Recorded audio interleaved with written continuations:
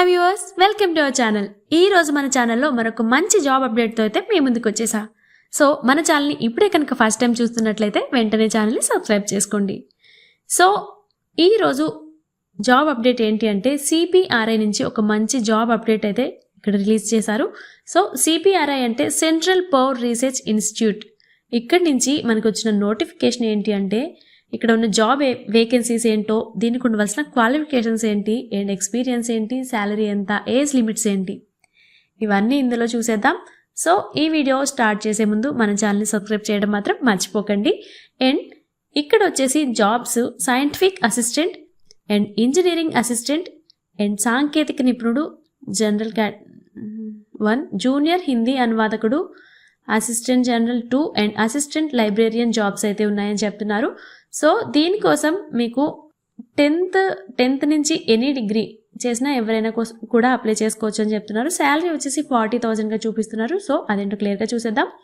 So దీనికి ఉండవలసిన qualifications ఏంటి అంటే 10th plus ITI or BSc, diploma, any degree అంటే BA, BSc, BCom, BBA, BBM, BCA, ఇలా స్టార్టింగ్ శాలరీ 35,000 నుంచి 1,12,400 మధ్యలో అయితే ఇస్తారని చెప్తున్నారు.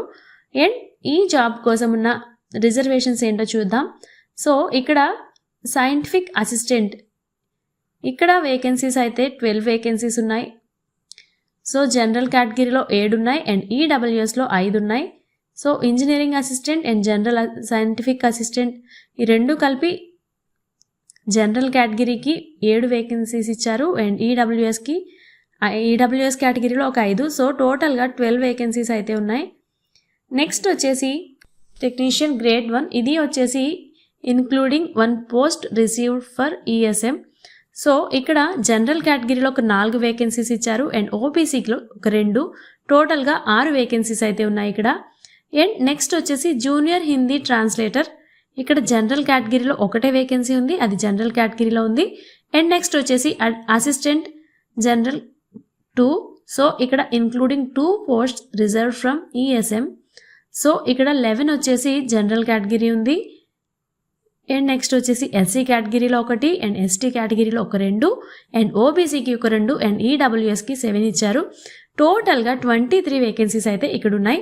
అండ్ నెక్స్ట్ వచ్చేసి అసిస్టెంట్ లైబ్రేరియన్, ఇక్కడ చూసుకున్నట్లయితే మనకి జనరల్ కేటగిరీలో 1 ఇచ్చారు అండ్ ఎస్సీ 1, టోటల్గా 2 వేకెన్సీస్ అయితే ఉన్నాయి. సో మనం ఇక్కడ ఈ నోటిఫికేషన్లో చూసుకున్నట్లయితే టోటల్గా 44 వేకెన్సీస్ అయితే ఇక్కడ ఉన్నాయండి.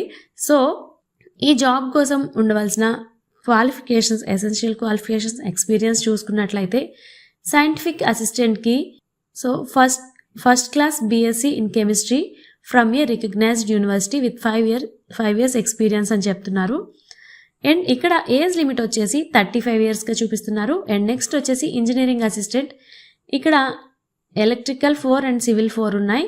సో ఇక్కడ first class 3 years diploma in engineering or technology in electronics or civil with 5 years of experience in relevant field అని ఉంది. సో ఇక్కడ ఏజ్ లిమిట్ వచ్చేసి 35 years ఉంది. అండ్ నెక్స్ట్ వచ్చేసి technician grade 1, so ITI trade certificate in electrical అని చెప్తున్నారు. ఇక్కడ మీకు వచ్చేసి ఎసెన్షియల్ క్వాలిఫికేషన్స్ అదే ఉంది.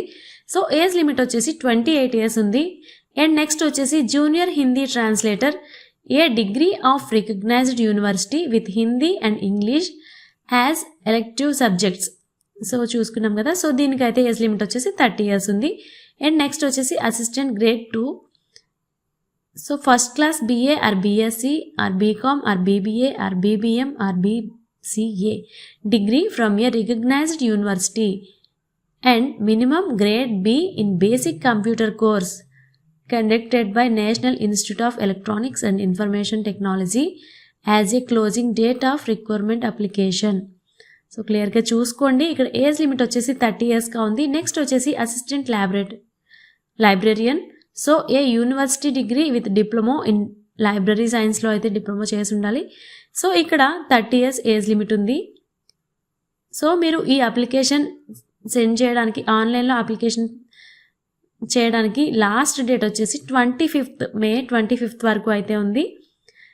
అండ్ నెక్స్ట్ వచ్చేసి మీ ఏజ్ లిమిట్ చూసుకున్నట్లయితే ఎస్సీ ఎస్టీ వాళ్ళకి ఒక 5 years and OBC and ex service mens కోసం ఒక 3 years, విభిన్న వికలాంగుల కోసం ఒక 10 years అయితే ఏజ్ రిలాక్సేషన్ ఉంది.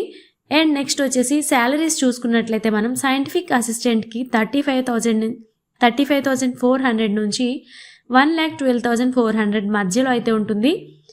అండ్ ఇక్కడ ఈ శాలరీస్ ఏంటి అంటే మీరు మీ పోస్ట్ని అనుసరించి ఇస్తారు. నెక్స్ట్ వచ్చేసి ఇంజనీరింగ్ అసిస్టెంట్, ఇక్కడ కూడా 35,400 నుంచి 1,12,400 వరకు ఉంది. అండ్ నెక్స్ట్ వచ్చేసి సాంకేతిక నిపుణుడు, సో దీనికి ఇక్కడ వచ్చేసి 19,900 నుంచి 63,200 వరకు ఉంది. అండ్ జూనియర్ హిందీ ట్రాన్స్లేటర్కి 35,400 నుంచి 1,12,400 వరకు ఉంది.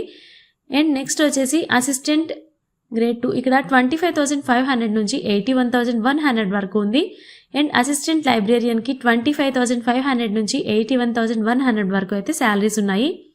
సో ఇక్కడ మీ ఎక్స్పీరియన్స్ అండ్ దాన్ని బట్టి అయితే మీకు శాలరీ ఉంటుంది. అండ్ మీరు ఈ ఎగ్జామ్కి ఎలా క్వాలిఫై అవుతారు అంటే రైటింగ్ టెస్ట్ ఉంటుంది and interview and documents verifications కూడా ఉంటాయి. అండ్ మీరు దీనికి ఎలా అప్లై చేసుకోవాలి అనుకుంటే సిపిఆర్ఐ వెబ్సైట్ ఉంటుంది. సో అక్కడికి వెళ్ళి ఒకసారి ఆన్లైన్లోనే అప్లై చేసుకోవాల్సి ఉంటుంది. ఇక్కడ స్టార్టింగ్ డేట్ వచ్చేసి May 5th స్టార్ట్ అవుతుంది అండ్ 25th Mayతో ఈ అప్లికేషన్ పెట్టుకోవడానికి ఎండ్ అవుతుంది. అండ్ ఈ అప్లికేషన్ ఫీజెస్ వచ్చేసి ఓసీ వాళ్ళకి వచ్చేసి 500 to 1,000 అయితే ఉంటుంది. And SC, ST, BC, EWS and PWD వాళ్ళకి ఎటువంటి ఫీజు లేదు. అండ్ డేట్స్ అయితే మర్చిపోద్దు, May 5th to 25th May అంతవరకు అయితే ఉంది. సో ఈ నోటిఫికేషన్ మీకు వర్త్ అనిపిస్తే మన వీడియోకి ఒక లైక్ చేయండి. అండ్ ఇలాంటి మంచి జాబ్ అప్డేట్స్ కోసం అయితే మన ఛానల్ని సబ్స్క్రైబ్ చేసుకోవడం అస్సలు మర్చిపోవద్దు. Thanks for watching.